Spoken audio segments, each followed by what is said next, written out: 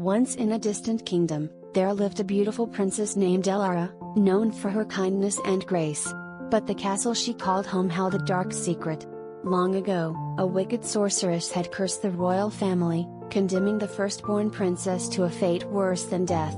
On her 18th birthday, Elara began to hear whispers in the night, eerie voices calling her name. Shadows danced on her walls, growing longer and darker each night. The once vibrant castle grew cold and empty, as servants mysteriously disappeared one by one. One night, unable to sleep, Elara followed the whispers deep into the castle's forgotten dungeons. There, she found a mirror covered in dust. As she wiped it clean, a ghostly reflection stared back at her, an older version of herself, with hollow eyes and a twisted smile.